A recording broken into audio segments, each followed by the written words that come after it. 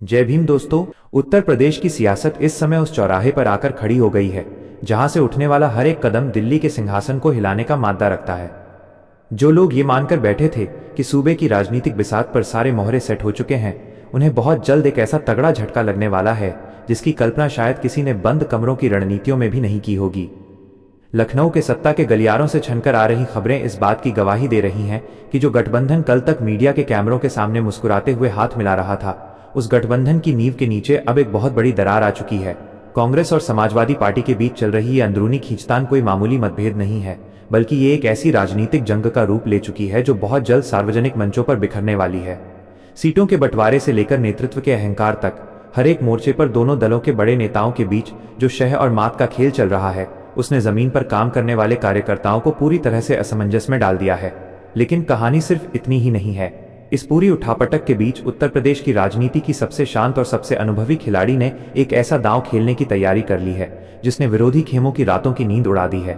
Bahujan Samaj party की मुखिया मायावती ने अपनी चुप्पी से एक ऐसा चक्रव्यूह तैयार किया है जिसमें विरोधियों का फंसना अब लगभग तय माना जा रहा है। जब सब लोग ये सोच रहे थे कि बसपा इस चुनावी समर में अलग थलग पड़ चुकी है, ठीक उसी वक्त पर्दे के पीछे एक नई पटकथा लिखी जा चुकी थी। समाजवादी पार्टी और बसपा के बीच सालों पुरानी कड़वाहट को भुलाकर एक बार फिर से उन रास्तों को साफ किया जा रहा है जो कभी असंभव माने जाते थे। यह एक ऐसा गठबंधन होने जा रहा है जो न सिर्फ उत्तर प्रदेश के सामाजिक समीकरणों को पूरी तरह से बदलकर रख देगा, बल्कि केंद्र की सत्ता पर काबिज भारतीय जनता पार्टी के लिए विदाई का सबसे बड़ा कारण बनेगा। इस वीडियो को अंत तक देखने के बाद आपको समझ आएगा कि राजनीति में जो दिखता है वो होता नहीं, और जो होने वाला है उसकी भनक तक बड़े बड़े विश्लेषकों को नहीं लग पाई है। अगर आप भी उत्तर प्रदेश और देश की राजनीति में आने वाले इस ऐतिहासिक बदलाव को पूरी गहराई से समझना चाहते हैं तो इस वीडियो को अभी लाइक कर दीजिए, चैनल को सब्सक्राइब कर लीजिए और इस बेहद महत्वपूर्ण जानकारी को अपने दोस्तों के साथ शेयर करना बिल्कुल मत भूलिए, क्योंकि आज हम उस सच से पर्दा उठाने जा रहे हैं जो अब तक आपसे छुपाया गया था। उत्तर प्रदेश की राजनीति का इतिहास गवाह है कि जब जब दो बड़े क्षेत्रीय दल या विपरीत विचारधाराएं एक साथ आने की कोशिश करती हैं तो उनके बीच का तालमेल कभी भी आसान नहीं होता। कांग्रेस और समाजवादी पार्टी के बीच जो गठबंधन इस समय कागजों पर दिखाई दे रहा है, उसकी जमीनी हकीकत बेहद कड़वी है। पश्चिमी उत्तर प्रदेश से लेकर पूर्वांचल के मैदानों तक दोनों ही पार्टियों के जमीनी नेता एक दूसरे को स्वीकार करने के मूड में बिल्कुल नहीं है। समाजवादी पार्टी के कार्यकर्ताओं को लगता है कि उनके नेता अपनी मेहनत की कमाई को कांग्रेस की झोली में डाल रहे हैं, जिसका कोई ठोस चुनावी फायदा जमीन पर नहीं दिखने वाला। वहीं दूसरी तरफ कांग्रेस के आलाकमान को ये लगने लगा है कि उत्तर प्रदेश में समाजवादी पार्टी उन्हें सिर्फ एक जूनियर पार्टनर की तरह इस्तेमाल करना चाहती है। यह अविश्वास की भावना अब सिर्फ बंद कमरों की बैठकों तक सीमित नहीं रह गई है, बल्कि जिला स्तर की कमेटियों में भी इसके साइड इफेक्ट साफ देखे जा सकते हैं। जब टिकटों के बंटवारे की बात आती है तो दोनों ही दल उन सीटों पर दावा ठोक रहे हैं जहां उनका पारंपरिक जनाधार रहा है। कोई भी पीछे हटने को तैयार नहीं है, और इसी जिद ने दोनों दलों के बीच एक ऐसा गतिरोध पैदा कर दिया है जिसे सुलझाना अब नामुमकिन सा लगने लगा है। इस आपसी तकरार का सीधा असर विपक्ष की उस ताकत पर पड़ रहा है जिसे वो भाजपा के खिलाफ एक अभेद्य दीवार मानकर चल रहे थे। जब सेनापति ही आपस में लड़ रहे हों तो सैनिक मैदान में किस हौसले के साथ उतरेंगे? यही सबसे बड़ा सवाल इस समय उत्तर प्रदेश के राजनीतिक पंडितों के सामने खड़ा है। इसी उठापटक के बीच बहुजन समाज पार्टी के मुख्यालय से आ रहे संकेत कुछ और ही कहानी बयां कर रहे हैं।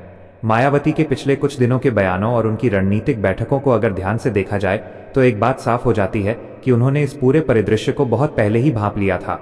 वो जानती थीं कि कांग्रेस और सपा का ये गठबंधन ज्यादा दिनों तक टिकने वाला नहीं है, क्योंकि दोनों के हित एक दूसरे से टकराते हैं। इसी रणनीतिक समझ के तहत उन्होंने अपने पत्ते बेहद संभाल कर रखे। अब जब कांग्रेस और सपा के बीच की खाई गहरी हो चुकी है, तब समाजवादी पार्टी के भीतर भी एक ऐसा धड़ा सक्रिय हो गया है जिसका मानना है कि भाजपा को हराने के लिए कांग्रेस से ज्यादा मजबूत और भरोसेमंद साथी बहुजन समाज पार्टी हो सकती है। दलित और पिछड़े समाज का जो पुराना सामाजिक गठबंधन रहा है, उसे दोबारा जिंदा करने की सुगबुगाहट शुरू हो चुकी है। पुराने दौर के नेता जो कभी मान्यवर कांशीराम और मुलायम सिंह यादव के दौर की राजनीति के गवाह रहे हैं, वो अब पर्दे के पीछे से मध्यस्थता की भूमिका में आ गए हैं। फोन कॉल्स का सिलसिला शुरू हो चुका है, संदेशों का आदान प्रदान हो रहा है, और सबसे बड़ी बात यह है कि दोनों ही तरफ से इस बार पुरानी गलतियों को न दोहराने की एक मूक सहमति बनती दिख रही है। ये विकास क्रम इतनी तेजी से बदल रहा है कि दिल्ली से लेकर लखनऊ तक के खुफिया तंत्र भी हैरान है कि आखिर ये सब इतनी खामोशी से कैसे मुमकिन हो रहा है। मायावती का ये रूप देखकर हर कोई हैरान है, क्योंकि आमतौर पर माना जाता था कि वो किसी भी गठबंधन के लिए इतनी आसानी से तैयार नहीं होती। लेकिन इस बार का दांव अलग है। इस बार बात सिर्फ कुछ सीटों की नहीं है, बल्कि देश की सबसे बड़ी आबादी वाले राज्य से सत्ता के पूरे समीकरण को बदलने की है। बसपा सुप्रीमो ने जिस तरह से अपने कैडर को खामोशी से काम करने के निर्देश दिए हैं और खुद सोशल इंजीनियरिंग के नए फॉर्मूले पर काम कर रही हैं, उसने भाजपा के रणनीतिकारों को भी माथे पर पसीना ला दिया है। भाजपा अब तक ये मानकर चल रही थी कि विपक्ष बिखरा हुआ है और उसका फायदा उन्हें सीधे तौर पर मिलेगा, लेकिन सपा और बसपा के बीच बनते हुए इस नए पुल ने उनकी सारी गणनाओं को उलट पुलट कर रख दिया है। अगर ये दोनों ताकतें एक साथ मंच पर आ जाती हैं तो मतों का जो ध्रुवीकरण होगा उसे रोकना किसी भी सत्ताधारी दल के लिए असंभव हो जाएगा। इस नए गठजोड़ की आहट ने उत्तर प्रदेश की जनता के भीतर भी एक नई उत्सुकता पैदा कर दी है, क्योंकि लोग अब एक ऐसे विकल्प की तलाश में हैं जो मजबूत भी हो और जिसमें जमीन से जुड़े नेताओं का नेतृत्व हो। इस पूरे घटनाक्रम का सबसे दिलचस्प पहलू ये है कि जहां एक तरफ कांग्रेस अलग थलग पड़ती दिख रही है, वहीं दूसरी तरफ उत्तर प्रदेश की दो सबसे बड़ी क्षेत्रीय ताकतें देश की राजनीति को एक नई दिशा देने के लिए एक दूसरे के करीब आ रही हैं, जिससे दिल्ली की गद्दी पर बैठी सरकार की विदाई की उल्टी गिनती शुरू होती हुई साफ दिखाई दे रही है। इस पूरे राजनीतिक घटनाक्रम का सबसे दिलचस्प मोड़ तब आता है जब हम उत्तर प्रदेश के गांवों और कस्बों की जमीनी हकीकत को खंगालना शुरू करते हैं। कांग्रेस और समाजवादी पार्टी के शीर्ष नेता भले ही दिल्ली और लखनऊ के वातानुकूलित कमरों में बैठकर सीटों की संख्या तय कर रहे हों, लेकिन जमीनी स्तर पर दोनों दलों के कार्यकर्ताओं के बीच की खाई हर बीतते दिन के साथ और चौड़ी होती जा रही है। एक तरफ जहां कांग्रेस के पुराने और वफादार नेता यह बर्दाश्त नहीं कर पा रहे हैं कि उन्हें समाजवादी पार्टी के स्थानीय नेताओं के सामने झुकना पड़ रहा है, वहीं दूसरी तरफ समाजवादी पार्टी के जमीनी लड़ाके इस बात से नाराज हैं कि जिस जमीन को उन्होंने 5 साल तक अपने खून पसीने से सींचा, वो सीट एक झटके में कांग्रेस के पाले में डाल दी गई। यह असंतोष अब केवल भीतर तक सीमित नहीं रहा, बल्कि कई जिलों में तो कार्यकर्ताओं ने बाकायदा बगावती तेवर दिखाने शुरू कर दिए हैं। बैठकों में कुर्सियां चलने की नौबत आ रही है और एक दूसरे के खिलाफ बयानबाजी का दौर शुरू हो चुका है। जब बुनियादी स्तर पर ही इस कदर बिखराव हो तो एक साझा दुश्मन के खिलाफ एकजुट होकर लड़ना किसी दिवास्वप्न जैसा ही प्रतीत होता है। इस अंदरूनी कलह ने विपक्षी खेमे की उस साख को भारी नुकसान पहुंचाया है जिसे बड़े जतन से तैयार किया गया था। लेकिन जब एक तरफ ये बिखराव अपने चरम पर था, ठीक उसी समय बहुजन समाज पार्टी के खेमे में एक बिल्कुल अलग तरह की हलचल आकार ले रही थी। जिस शांति और ठहराव को राजनीतिक पंडित मायावती की कमजोरी मानकर चल रहे थे, वो दरअसल एक बहुत बड़े तूफान के आने से पहले की खामोशी थी। बसपा के भीतर एक बहुत ही गुप्त और बेहद प्रभावी योजना पर काम चल रहा था, जिसकी भनक मीडिया के कैमरों को भी नहीं लग पाई। मायावती ने अपने सबसे भरोसेमंद और कैडर के पुराने नेताओं की एक ऐसी कोर टीम तैयार की जिसका काम सिर्फ एक था, जमीन पर जाकर सामाजिक समीकरणों को दोबारा से टटोलना। इस टीम ने राज्य के हर उस विधानसभा और लोकसभा क्षेत्र का दौरा किया जहां दलित और पिछड़े वर्ग की आबादी निर्णायक भूमिका में है। उन्होंने पाया कि भले ही ऊपरी तौर पर राजनीति में कितनी भी उथल पुथल मची हो, लेकिन बुनियादी स्तर पर आम जनता आज भी एक ऐसे मजबूत विकल्प की तलाश में है जो उनके अधिकारों की रक्षा कर सके और उन्हें एक भयमुक्त वातावरण दे सके। इसी खोज ने उस पुराने रास्ते को दोबारा से खोलने का काम किया जो सालों से बंद पड़ा था। समाजवादी पार्टी के भीतर भी एक बड़ा वर्ग ऐसा है जो ये अच्छी तरह जानता है कि बिना बहुजन समाज पार्टी के पारंपरिक मतों के सहयोग के उत्तर प्रदेश में किसी भी बड़ी राजनीतिक ताकत को शिकस्त देना मुमकिन नहीं है। इस वर्ग ने अपने नेतृत्व पर यह दबाव बनाना शुरू किया कि कांग्रेस जैसी राष्ट्रीय पार्टी पर निर्भर रहने के बजाय अपने ही राज्य की उस क्षेत्रीय ताकत से हाथ मिलाया जाए जिसका कैडर आज भी पूरी तरह से वफादार और अनुशासित है। पर्दे के पीछे से शुरू हुई ये बातचीत जब आगे बढ़ी तो दोनों पक्षों के बीच उन पुरानी गलतियों और गलतफहमियों पर खुलकर चर्चा हुई जिन्होंने अतीत में इस गठबंधन को नुकसान पहुंचाया था। इस बार का संवाद किसी जल्दबाजी में नहीं, बल्कि बेहद परिपक्वता और राजनीतिक सूझबूझ के साथ आगे बढ़ाया गया, जिससे दोनों दलों के बीच एक नए भरोसे की शुरुआत हुई। जब ये खबरें धीरे धीरे सत्ता के गलियारों तक पहुंचने लगी तो सबसे बड़ा झटका भारतीय जनता पार्टी के रणनीतिकारों को लगा। भाजपा की पूरी चुनावी रणनीति इस बात पर टिकी थी कि विपक्ष का बिखराव उनके लिए जीत की राह को आसान बना देगा। वे मानकर चल रहे थे कि त्रिकोणीय मुकाबले में मतों का विभाजन होगा जिसका सीधा फायदा उन्हें मिलेगा। लेकिन समाजवादी पार्टी और बहुजन समाज पार्टी के बीच बनते हुए इस नए समीकरण ने उनके सारे समीकरणों को ध्वस्त कर दिया है। यह एक ऐसा गठजोड़ है जो अगर पूरी ताकत से जमीन पर उतर गया तो राज्य की 80% सीटों पर सत्ताधारी दल के लिए अपनी साख बचाना भी मुश्किल हो जाएगा।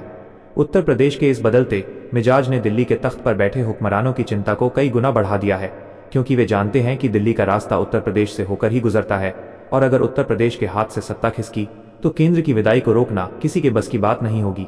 उत्तर प्रदेश के राजनीतिक समंदर में इस समय जो हलचल मची है उसने उन तमाम विश्लेषकों को अपने दावों पर दोबारा सोचने के लिए मजबूर कर दिया है जो ये मानकर बैठे थे कि हवा का रुख एक तरफा है। जिस कांग्रेस सपा गठबंधन को मीडिया के एक बड़े धड़े ने उत्तर प्रदेश का भविष्य घोषित कर दिया था, उसकी आंतरिक टूट अब दीवारों से बाहर निकलकर चौराहों पर चर्चा का विषय बन चुकी है। यह तकरार केवल सीटों के नंबरों तक सीमित नहीं है, बल्कि ये दो अलग अलग राजनीतिक संस्कृतियों का आपसी टकराव है।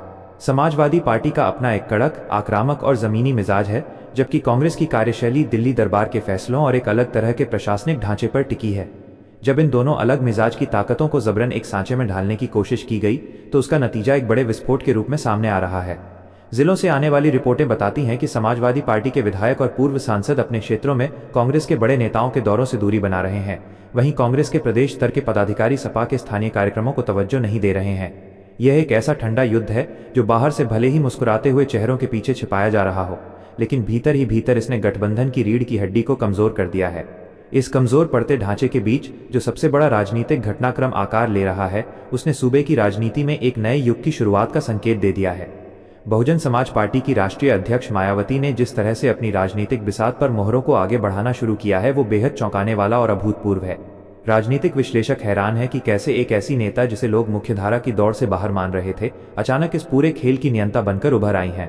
बसपा सुप्रीमो ने बहुत ही शांत स्वभाव से बिना किसी शोर शराबे के एक ऐसा मास्टर स्ट्रोक खेला है जिसने कांग्रेस और सपा के गठबंधन की कमजोरियों को पूरी तरह से उजागर कर दिया है। उन्होंने अपने सबसे वफादार और पुराने रणनीतिकारों को खुली छूट देकर यह संदेश दे दिया है कि इस बार बसपा रक्षात्मक राजनीति नहीं करेगी, बल्कि सीधे तौर पर आक्रमण की मुद्रा में रहेगी। मायावती का ये नया और आक्रामक तेवर देखकर समाजवादी पार्टी के भीतर भी एक बहुत बड़ा वैचारिक बदलाव देखने को मिल रहा है।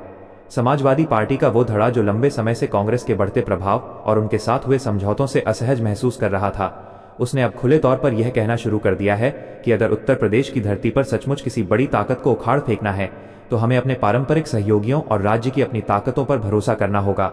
इस विचार ने दोनों दलों के बीच एक ऐसे नए और मजबूत रास्ते को खोल दिया है जो कल तक असंभव दिखाई देता था।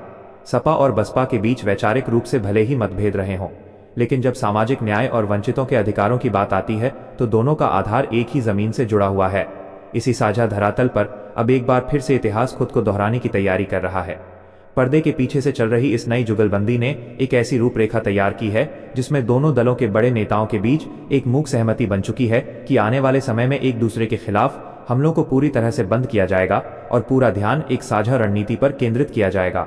इस बदलते राजनीतिक परिदृश्य ने भारतीय जनता पार्टी के खेमे में भारी खलबली मचा दी है। सत्ताधारी दल अब तक अपनी जीत को लेकर जिस आत्मविश्वास से भरा हुआ था, वो आत्मविश्वास अब धीरे धीरे असमंजस और चिंता में बदलता दिखाई दे रहा है। भाजपा के रणनीतिकार जानते हैं कि जब भी दलित, पिछड़े और अकलियत के मतों का एक बड़ा हिस्सा एक ही दिशा में एकजुट होता है तो बड़े से बड़े राजनीतिक गढ़ ताश के पत्तों की तरह ढह जाते हैं। समाजवादी पार्टी और बसपा के बीच बनते हुए इस नए पुल ने उत्तर प्रदेश की लगभग सभी सीटों पर समीकरणों को पूरी तरह से बदल दिया है। वो जनता जो अब तक विकल्पहीनता की स्थिति में महसूस कर रही थी, उसे अब एक ऐसा मजबूत और स्वाभाविक गठजोड़ दिखाई देने लगा है जो उनकी आवाज को दिल्ली की दहलीज तक पहुंचा सकता है। माहौल में तैरता यह नया सस्पेंस अब धीरे धीरे एक बड़े राजनीतिक तूफान की शक्ल अख्तियार कर रहा है, जो उत्तर प्रदेश की सत्ता के गलियारों से होते हुए सीधे देश की राजधानी की राजनीतिक दिशा और दशा को बदलने का दम रखता है। उत्तर प्रदेश की इस उलझी हुई राजनीतिक बिसात पर शह और मात का खेल अब एक ऐसे मोड़ पर पहुंच चुका है जहां हर नया दिन एक बड़ा धमाका लेकर आ रहा है।